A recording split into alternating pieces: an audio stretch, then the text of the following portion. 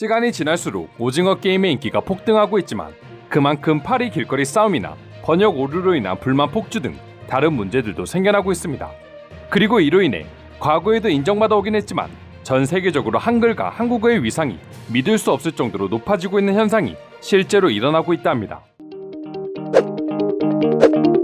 불과 몇 년 전만 하더라도 외국인들이 한국어 번역을 제대로 해달라고 온라인상에서 시위를 벌인다는 건 상상도 하지 못할 일이었습니다.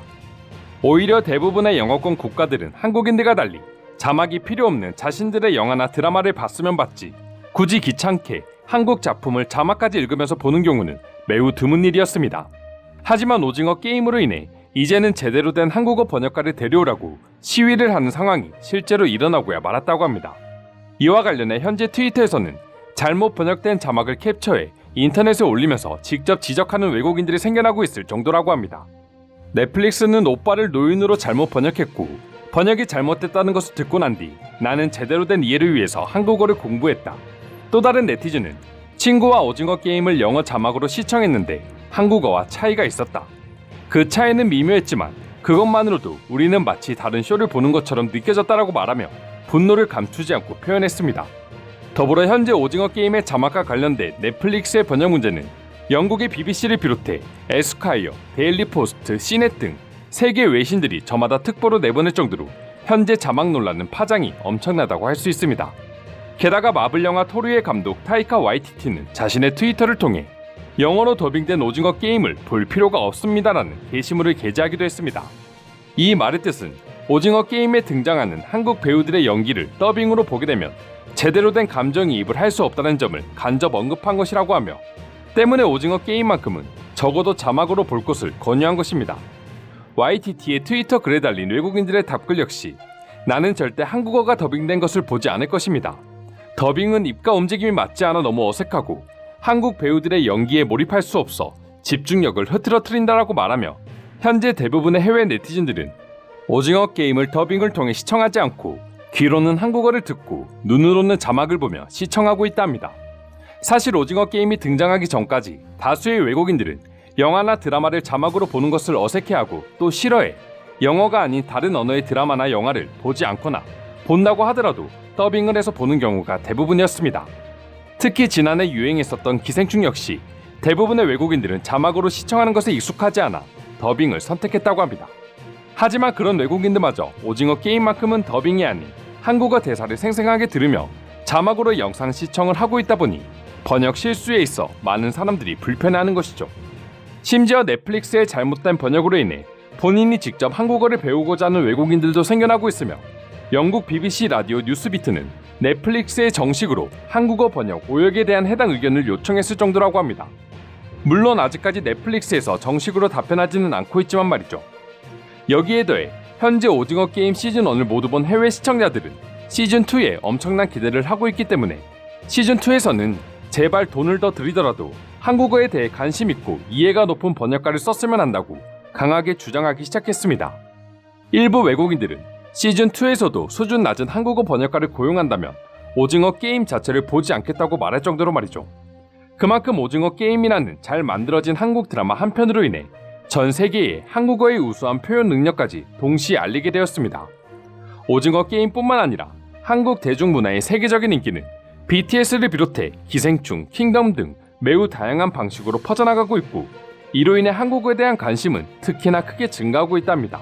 얼마 전 영국의 옥스퍼드 사전에는 이 같은 이유로 한국어 단어 26가지가 추가되었다는 소식을 BBC가 보도하면서 K-팝과 K-드라마는 물론 한글까지 전 세계의 사랑을 받고 있다는 점을 알려주었습니다. 그럼 지금부터 오징어 게임 자막 오역에 분노한 해외 반응 살펴보도록 하겠습니다. 난 드라마를 처음부터 끝까지 이틀 만에 정주행을 마쳤는데 극중 미녀가 거센 표현으로 꺼져라는 말을 썼는데 이것을 번역해서는 저리가로 표현해서 배우의 감정이 제대로 전달되지 않는 것 같은 느낌이었다. 넷플릭스는 이런 부분에 좀 더 관심을 가져야 할 것 같다.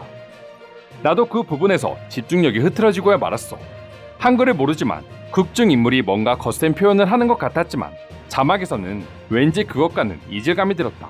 앞으로 나오는 한국 드라마 영화 자막에 좀 더 아낌없는 투자를 해주었으면 좋겠어. 배우들의 대사 전달은 완벽했다. 하지만 잘못된 한국어 번역으로 인해 배우들의 감정 연기까지는 내게 와닿지 않아 재미를 반감시키는 것 같았어. 어떻게 내가 공부를 안 해서 그렇지 머리는 장난 아니다라는 한국말이 난 천재는 아니지만 해낼 수 있어라고 표현된 것입니까? 물론 의미는 같지만 발음의 악센트가 너무 차이났습니다. 해당 문장을 공부해 뜻을 알고 나니 정말 허무했어요. 한글을 전혀 모르는데도 왠지 모르게 다르다는 느낌을 받았습니다. 그렇다면 이것은 정말 심각한 문제가 아닐까요? 저는 그들이 제대로 번역을 한 것인지에 대해 의문을 품고 SNS를 통해 제대로 된 번역을 바란다고 글을 올릴 정도였습니다. 나만 자막을 이해하지 못하는 것 같았다. 그래서 난 SNS에 들어왔고 검색해보니 수많은 사람들이 나와 똑같은 문제점으로 화가 났다는 걸 알았어. 앞으로 난 킹덤도 더빙이 아닌 자막으로 정주행할 예정인데 하루빨리 넷플릭스는 제대로 된 한글 자막으로 업데이트 해주길 바란다. 도대체 어떻게 하면 오빠가 노인이 될 수 있는 것입니까?